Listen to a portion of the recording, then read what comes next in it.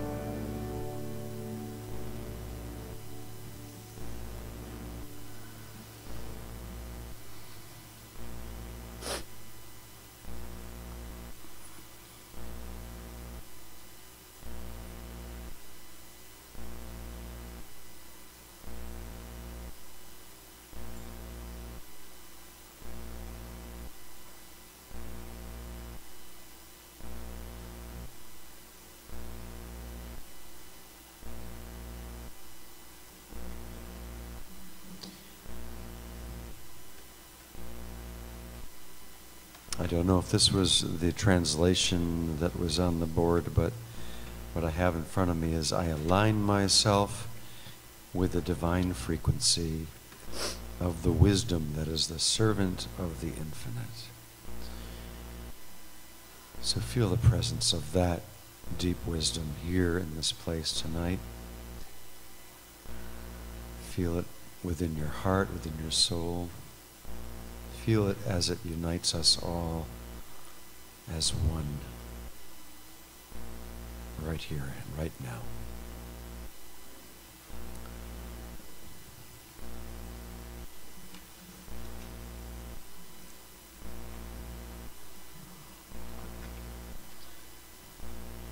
And we'll call on that union of love that is the union of Radhe and Krishna.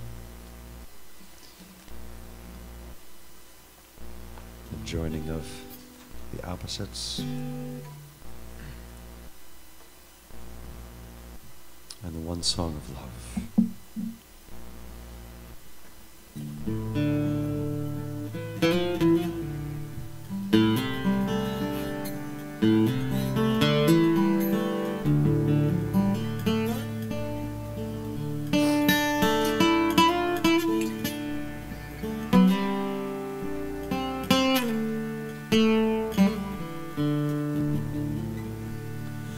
Radhe, Radhe, Radhe Shyam, Govinda Radhe, Jai Shri Radhe. Radhe, Radhe, Radhe Shyam, Govinda Radhe, Jai Shri Radhe. Radhe, Radhe, Radhe Shyam, Govinda Radhe, Jai Shri Radhe. Radhe, Radhe, Radhe Shyam, Govinda Radhe, Jai Shri Radhe. Radhe, Radhe, Radhe Shyam, Govinda Radhe, Jai Shri Radhe. Radhe, Radhe, Radhe Shyam, Govinda Radhe, Jai Shri Radhe. Radhe, Radhe, Radhe Shyam, Govinda Radhe, Jai Shri Radhe. Radhe, Radhe, Radhe Shyam, Govinda Radhe, Jai Shri Radhe. Govinda Radhe, Radhe Shyam, Gopala Radhe, Radhe.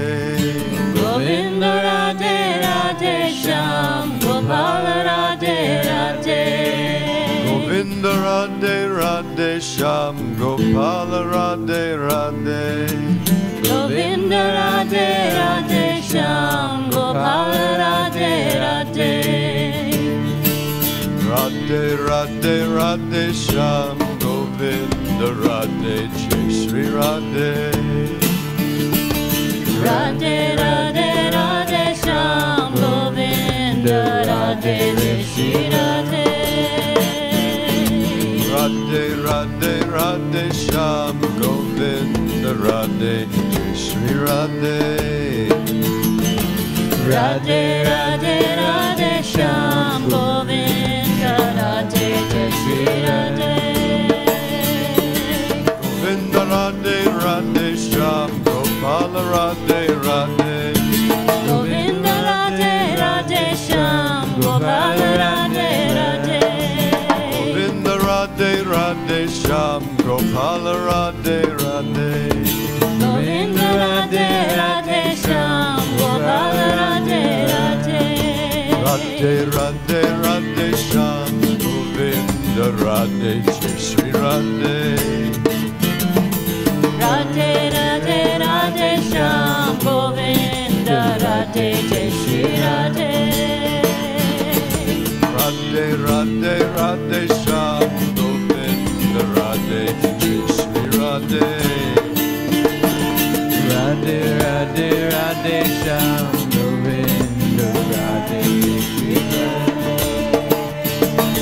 Govinda Radhe, Radhe Shyam, Gopala Radhe, Radhe. Govinda Radhe, Radhe Shyam, Radhe Shyam Gopal Radhe Radhe Govinda Radhe Radhe Shyam Gopal Radhe Radhe Radhe Radhe Radhe Shyam Govinda Radhe Shri Radhe Radhe Radhe Shyam Govinda Radhe Shri Radhe Radhe Radhe Radhe Shyam Govinda Radhe Shri Radhe Radhe Radhe Radhe Shyam Govinda Radhe Shri Radhe Govinda Radhe Radhe Shyam Gopal Radhe Radhe Govinda Radhe Radhe Gopal Radhe Radhe Govinda Radhe Radhe Shyam Gopal Radhe Radhe Govinda Radhe Radhe Shyam Gopal Radhe Radhe Radhe Radhe Shyam Govinda Radhe Shri Radhe Radhe Radhe Shyam Govinda Radhe Shri Radhe Radhe Radhe Radhe Shyam Govinda Radhe Shri Radhe Radhe Radhe Radhe Shyam Govinda Radhe Shri Radhe Govinda Radhe Radhe Shyam Gopal Radhe Radhe Govinda Radhe Radhe Shyam Gopal Radhe Radhe Govinda Radhe Radhe Shyam Gopal Radhe Radhe Govinda Radhe Radhe Shyam Gopal Radhe Radhe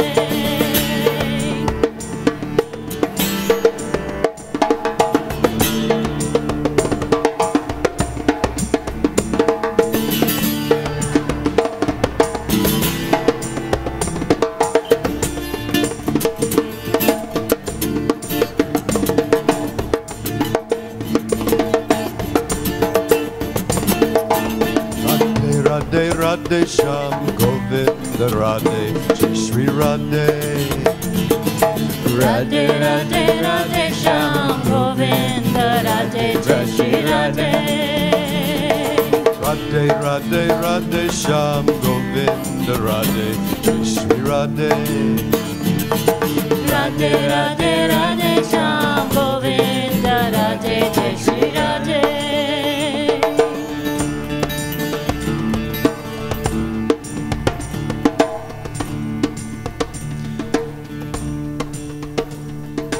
Radhe Radhe Radhe Shyam Govinda Radhe Jai Shri Radhe Radhe Radhe Radhe Shyam Govinda Radhe Shri Radhe Radhe Radhe Radhe Shyam Govinda Radhe Jai Shri Radhe Radhe Radhe Radhe Shyam Govinda Radhe Jai Shri Radhe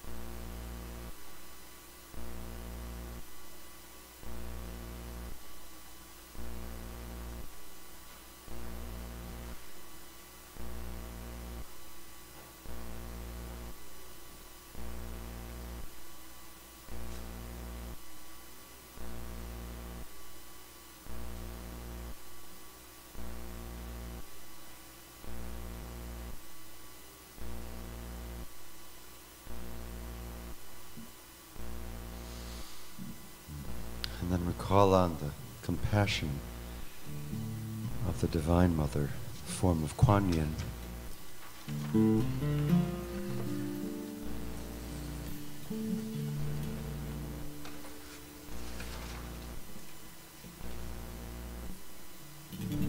especially as we gather this evening with healing intention,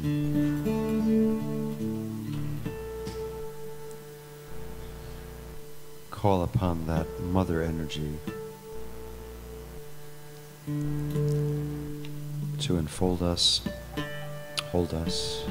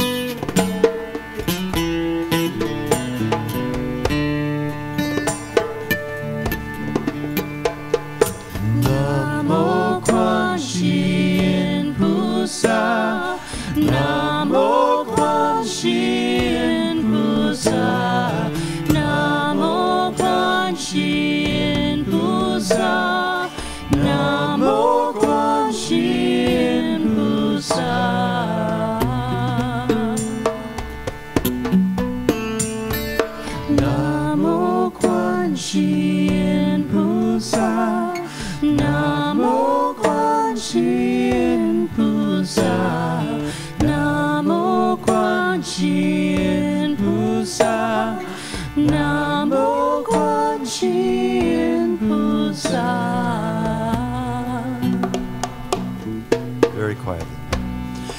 Namo Quan Shin Pusa, Namo Quan Shin Pusa, Namo Quan Shin Pusa, Namo Quan Shin Pusa.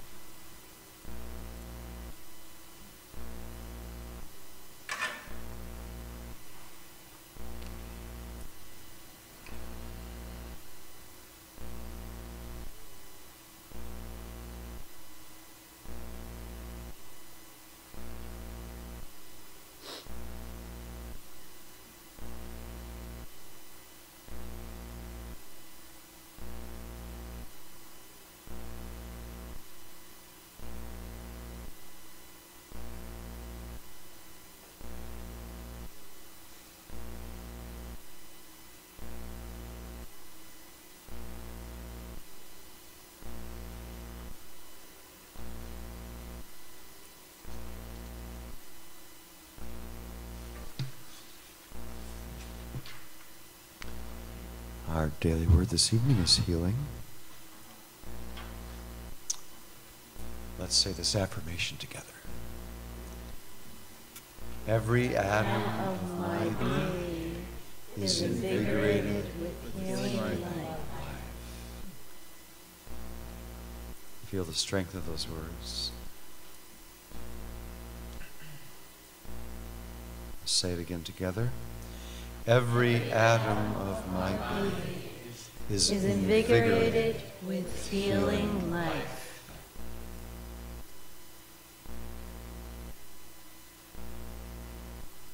Myrtle Fillmore, the Mother of Unity, prayed and praised her body into realizing its true state of health. She wrote these words, "Let us pour out upon our organism blessings of praise for the good work it is doing in establishing wholeness. Let us think of ourselves as already manifesting perfection in mind, soul, and body, and give thanks that divine order is now established." Let's say the affirmation here again. Every atom of my being is invigorated with healing life. In faith, I align my thoughts, words, feelings with this truth. I express appreciation for my body's ability to function in complex and marvelous ways. I guide the creative, powerful energy of my thoughts and words to inspire and energize. I rest in the assurance that divine life flows freely and that every atom of my being is invigorated with healing life. From the book of Isaiah, "Then your light shall break forth like the dawn, and your healing shall spring up quickly." Again together.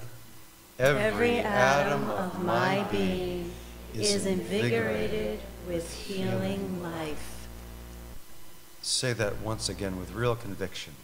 Every atom of my being is invigorated with healing life. So it is. Amen.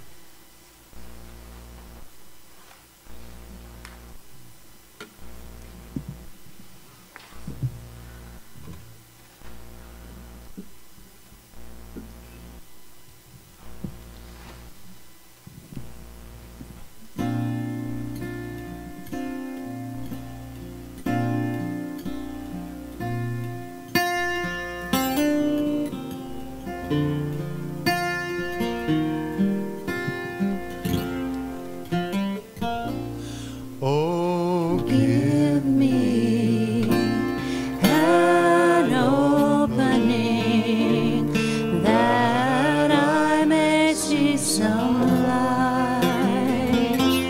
Oh, give me a softening that I may feel the warmth. Oh, give me arms that open, that I may use them for embracing. Oh, let me learn to love without ceasing, without restraint.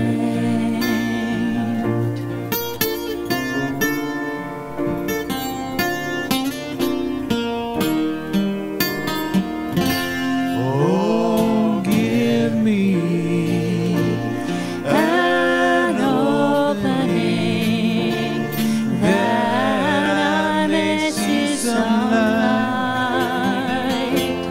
Oh, give me a softening that I may feel the warmth.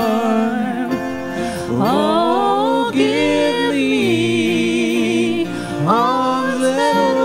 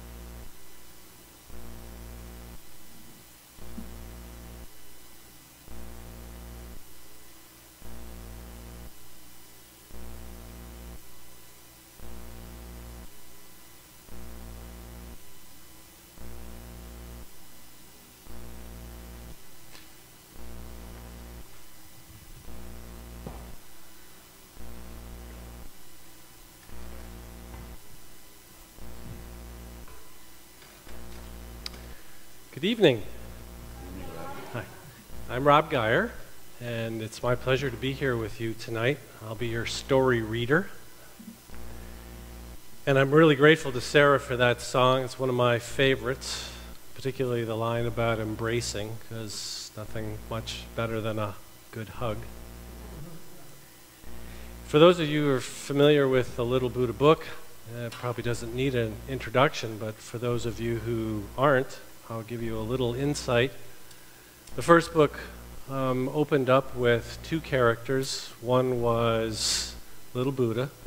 Her name is Claire, and she's 6 years old. And she's playing at the edge of the beach at the ocean. And she's having a wonderful time doing things that 6-year-olds do. They don't make any sense to a man who's watching her from afar. Can't really figure out what it is that she's thinking about while she's doing this. So 3 days in a row he approaches her and asks her a question, and the answers that she gives are kind of baffling to him. He can't really make any sense out of it, but she seems wise to him, something about her. So he decides to ask her about forgiveness, and the answer that she gives is amazing to him. He's been searching his whole life to find someone to be a mentor. And he struggles with it and decides this 6-year-old girl, her name is Claire, he wants her to be his mentor. And they form a relationship, and it lasts through the entire first book. And so this is a chapter from the second book. It's chapter 9, and it's titled Sign Language. And it takes place very late in the second book, and by now they have a very evolved, deep, strong relationship.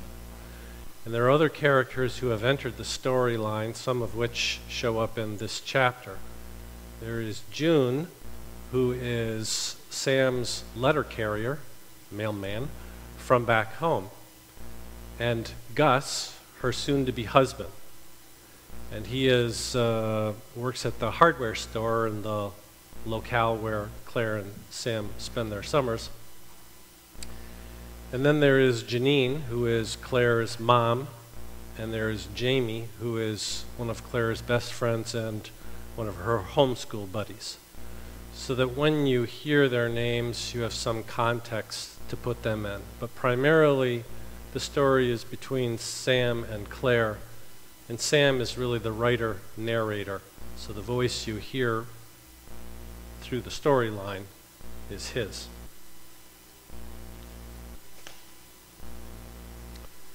Sign language. There's only a few weeks left in the summer, and it feels bittersweet to me.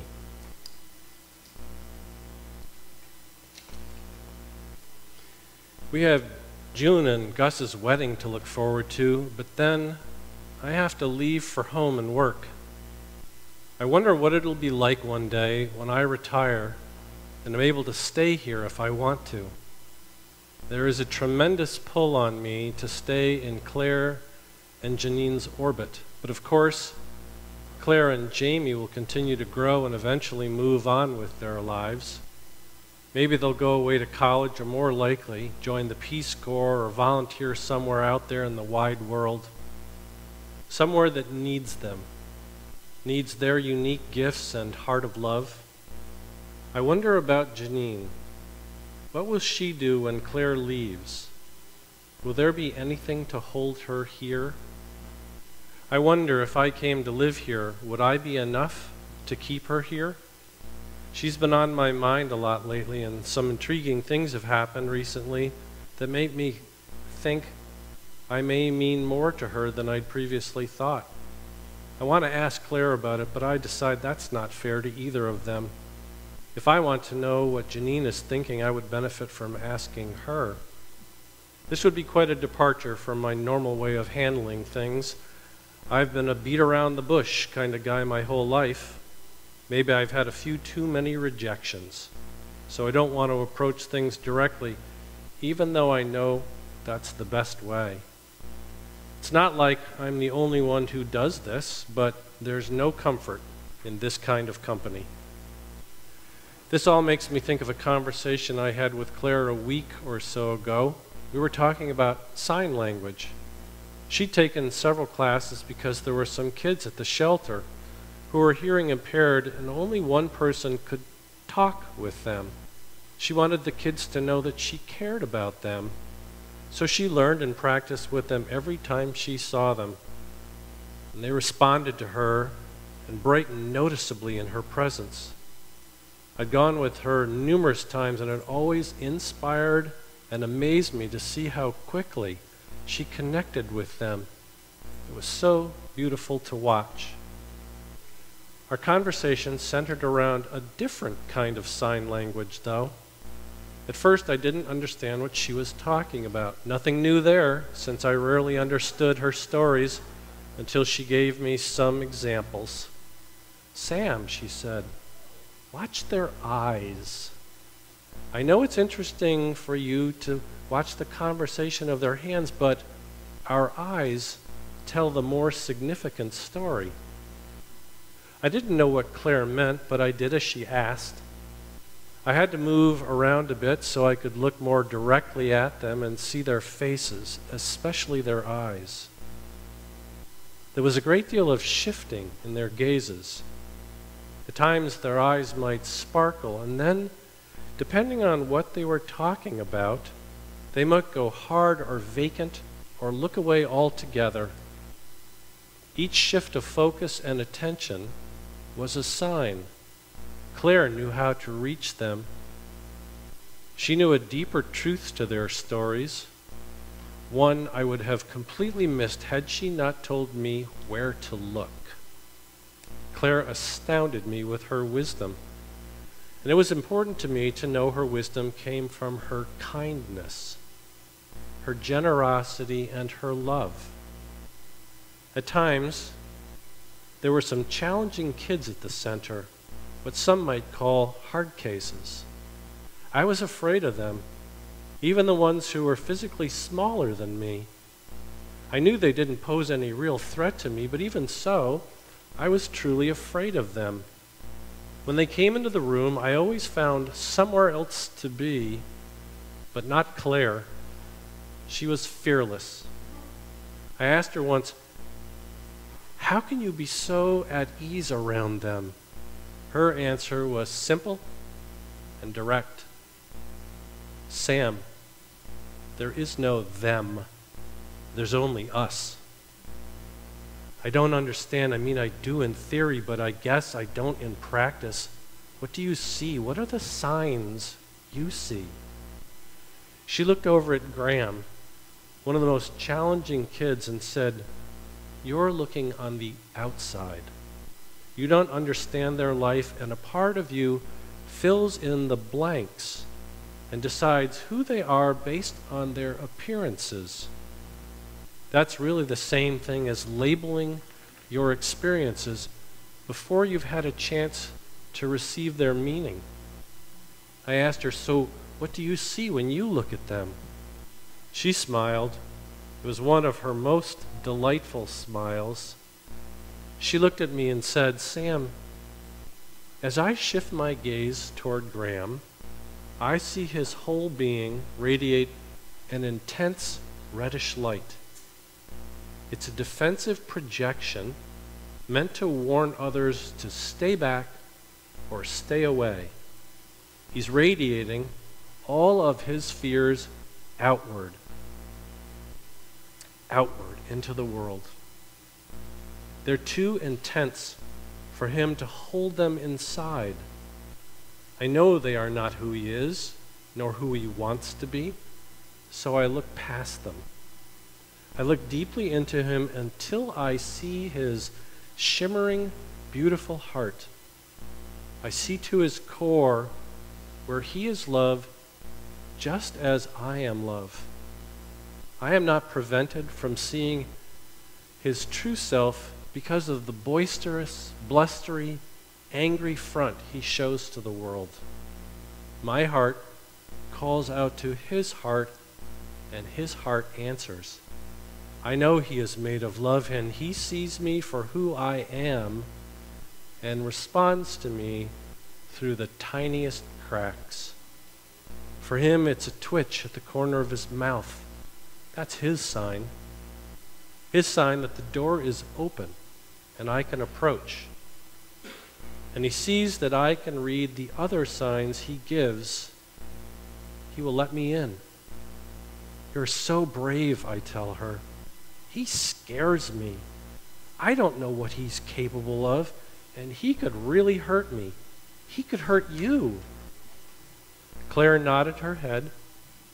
I understand, Sam. But do you realize that he's reading your signs? Your small gestures and the look on your face?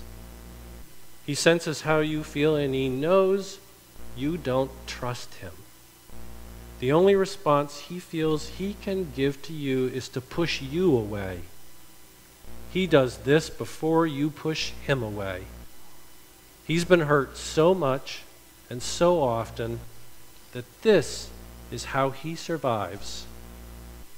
I stared at her and said, but he accepts you because he sees the signs you're giving him, that you know who he is, that you know he's made of love the same as you. It was both a statement and a question. Yes. And the twitch is my opening. It's his sign that I can continue, that he'll see if I am for real. The moment he senses that I am not genuine, he'll close down and force me out. What a hard way to live, I said. Is there any way he can be healed? Healing is always a choice, Claire responded. I heard her words, but I didn't understand their meaning. Was she really saying that it's a choice to heal? That would seem to make it pretty simple. We just focus on some part of us that didn't feel well or whole and decide we'd choose to be healed. I was confused as usual. How could it be that simple? After all, there were some pretty serious conditions and diseases out there. What Claire was saying seemed too simple and far too incredible to believe. Can you explain what you mean, please? I asked. Claire placed one of her hands on my heart and the other on the top of my head, what she called my crown. She asked me to close my eyes and breathe in and out slowly. I could feel myself instantly relax. She held these positions for a couple of minutes, then released her hands. She asked me to open my eyes and sit with her. I felt so grounded and at ease. I knew this was her way of helping me center so I could truly hear and understand her. Sam, do you remember me telling you that when you decide to come to earth, there was a part of you that would always be connected to heaven? Sure. You said that I chose to forget most or all of what I knew in heaven so that I could experience and create my earth life. And you told me that the part of me that was connected to heaven was my spirit. You said that my spirit was always connected to the divine, the one essence, to the source of love. Yes. Well, there's more to it that I'd like to share with you now. Your body has both physical DNA and what I call spiritual DNA. It's like a blueprint for your spiritual experiences here on earth. None of these experiences are cast in stone. You have free will, and you can always choose your path. Most of the time, you're not aware of your spiritual plan, but you are still living according to it. Inside your spiritual DNA, there is an inherent ability to heal any condition or disease you experience. Wait, I said, did I just hear you correctly? Did you say we can heal anything? Yes, that's what I know to be the truth. If that's true, then why don't we? crazy to think we'd choose to continue experiencing some awful disease if we knew that we could heal it. I mean, what would be the point? Sam, I understand your confusion. Let me share some more, and you can ask me that question again if you're still uncertain. I nodded for her to continue, but I'm not sure my mind was open enough to hear her. I would try, though. I always tried for her. The healing process is all about moving from fear to love. It's important to know what each fear's message is for us. It's important that we ask ourselves, what am I to know that this experience is here to show me? And then it becomes important to listen and then move into faith, because what you believe is what you experience. I must still have looked confused, so Claire continued, Sam, although it is our nature to want immediate results, it can take time to fully receive some messages. Sometimes we don't experience healing when we most desire it. Sometimes we give up hope that healing is even possible. Sometimes the message is so deeply buried within us that our patience is exhausted while trying to discover it. Part of the healing process is learning patience and trust.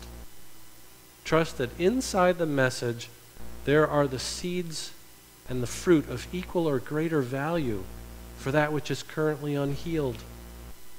I'm afraid I'm not a very good student at times because this was too broad a statement for me. I liked practical answers, not theoretical ones.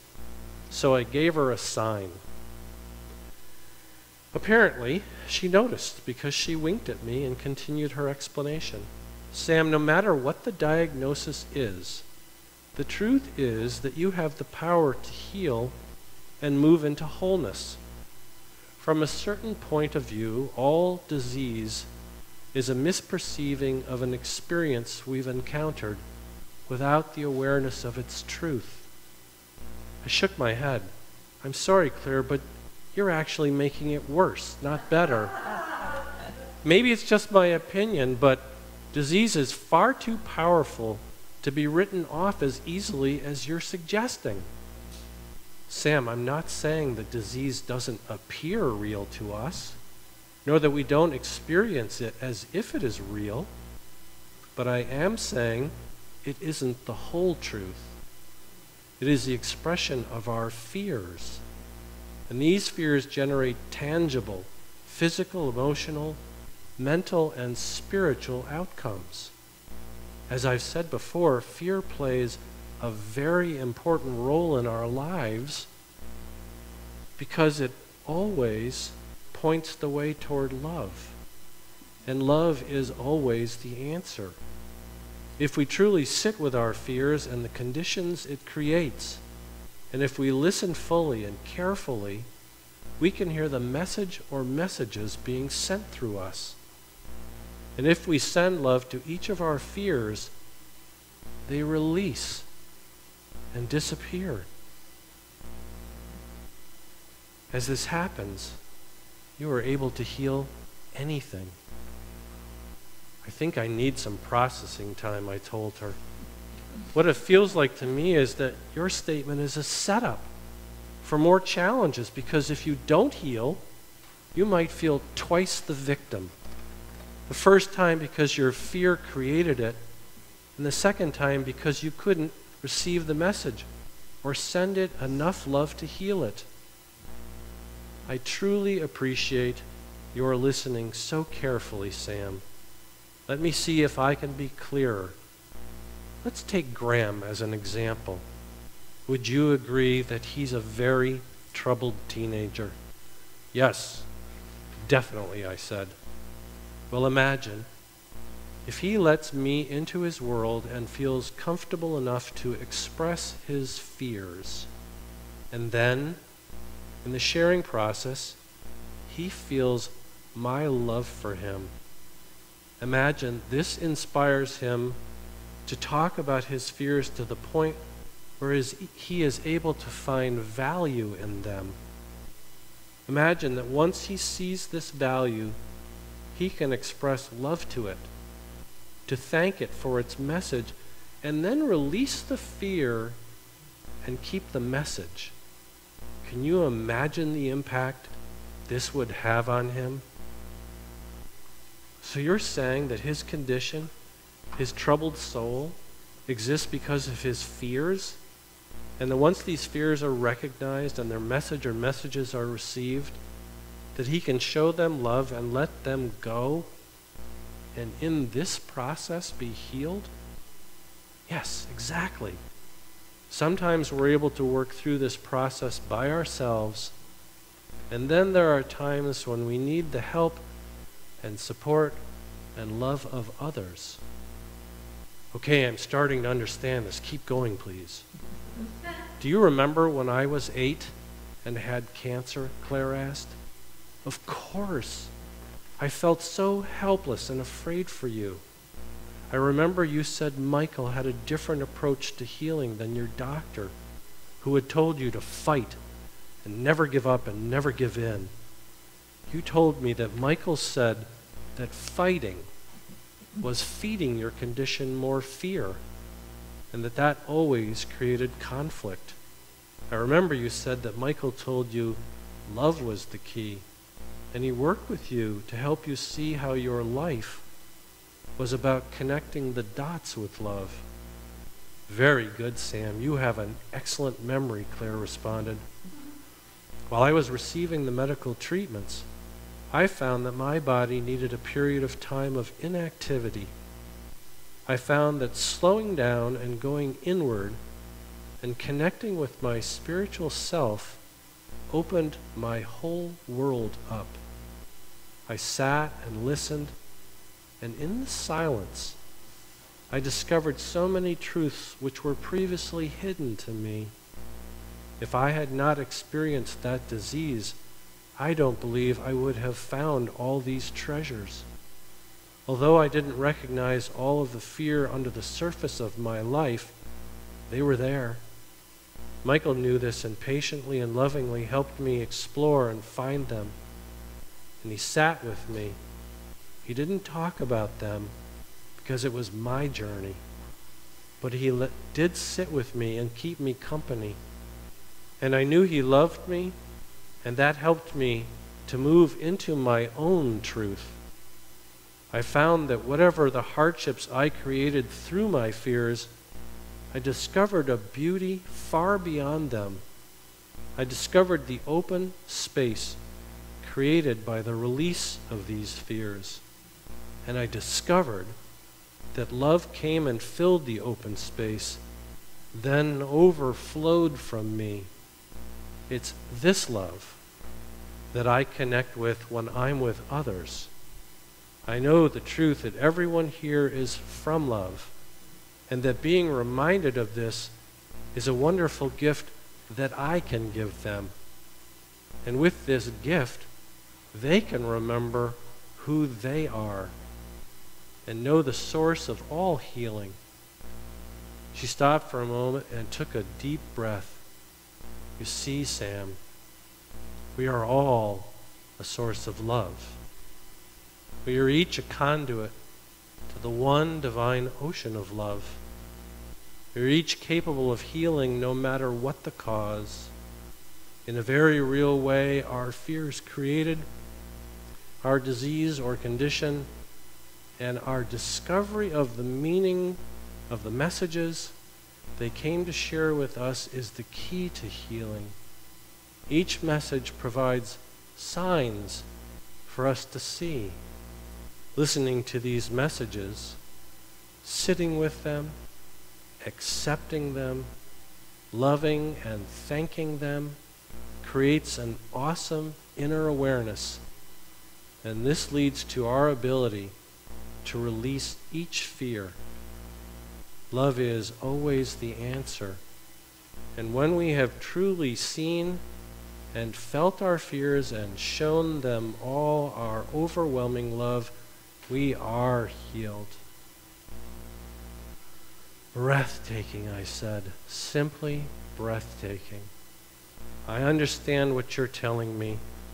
I really get it now, and thank you so much. I am so extremely glad that you are my friend. I felt my heart melt in her presence, and I bowed slightly toward her to honor her.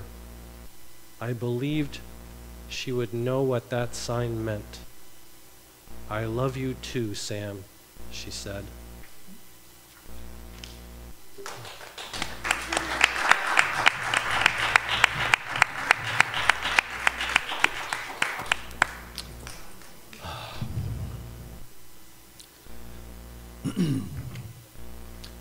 So we'll do a little bit of a song. I think that was so meditative that we don't need to do the meditation part. And let's do a little song to lead into the healing prayer section evening here. So let's do Christ Be With Me.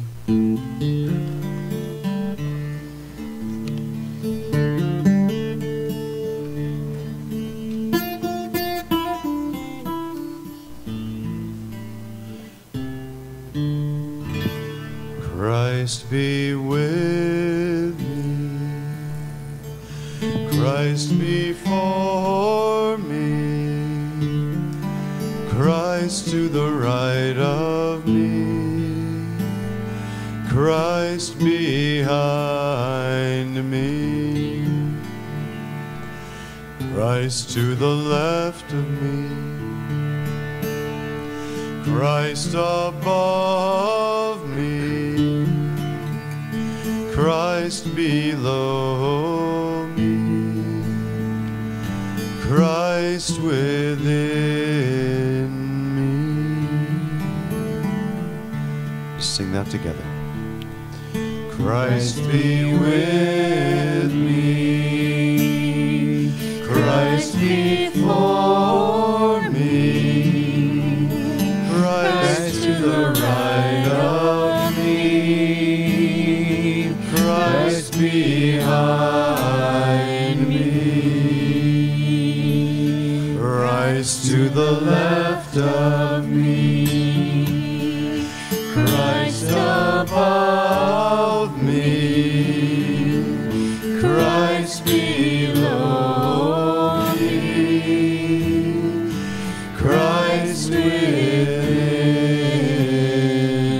me.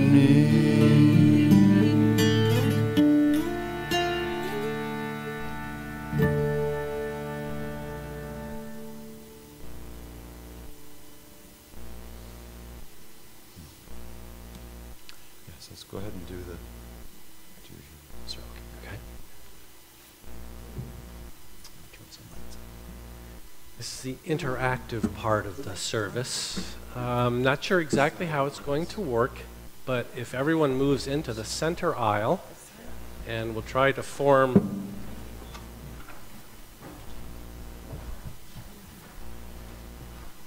you don't need a lot of space between you and the next person, but you need a little bit.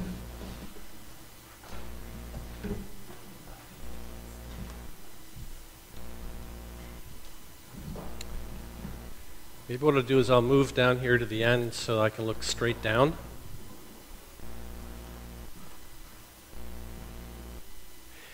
It's actually not a hand holding. Okay. It's a simple following directions kind of thing. You're just going to put your arms out sort of in front of you.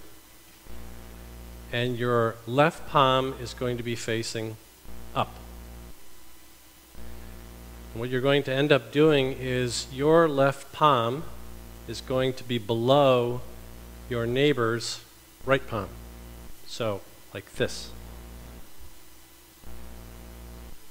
Right? And so what this is this is an opportunity to feel the energy in between your palms so that they're not touching, but from an energetic point of view, this is really the energy of the universe right here, right now with us. So there's a tendency to sometimes think about what it feels like.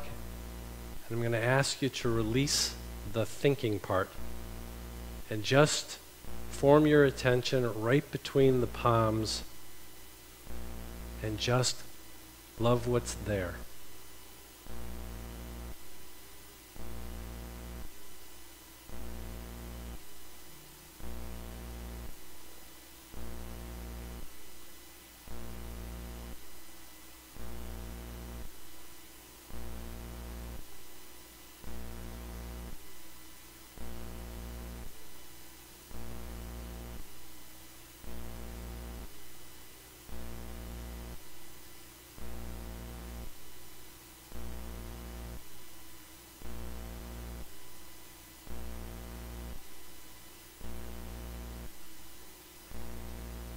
Just going to stay here for a couple of minutes just to enjoy what's moving. This is the kind of energy that can support and sustain you to heal.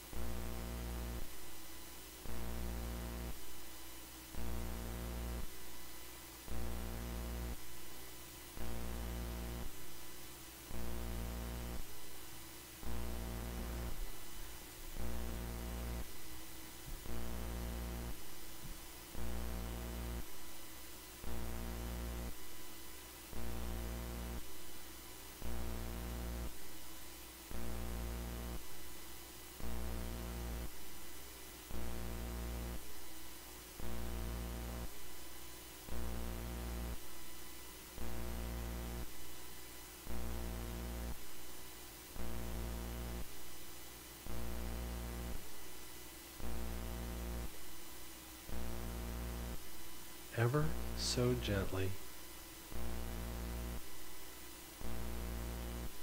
close the gap. Hold the hand.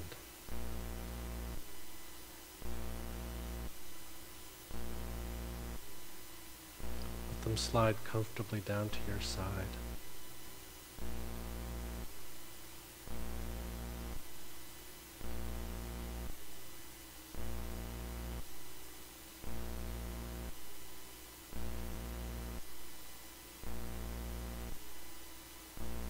Imagine being able to do that for yourself. Your hands in front of you and your left palm facing up, your right palm facing down over the top. Letting that energy build and bringing both hands to your heart. In that space, knowing what power there is.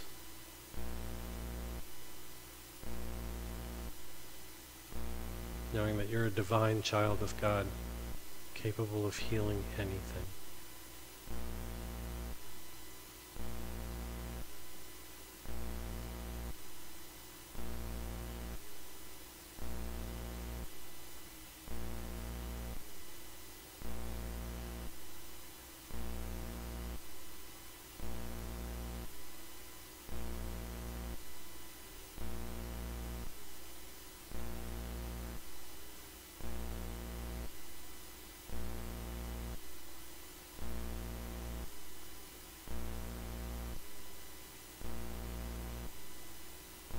Gently release your hands. Bring your own hands together in front of you, up above, and open your eyes and namaste. Namaste.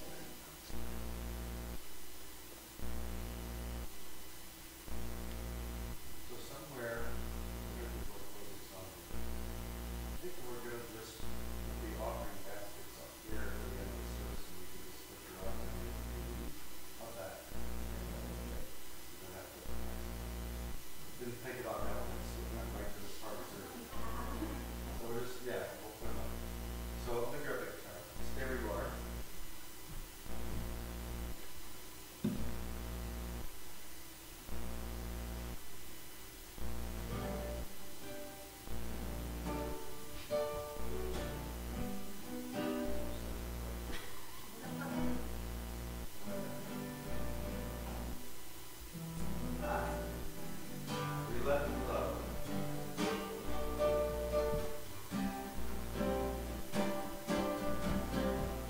Let the love wash over us. We let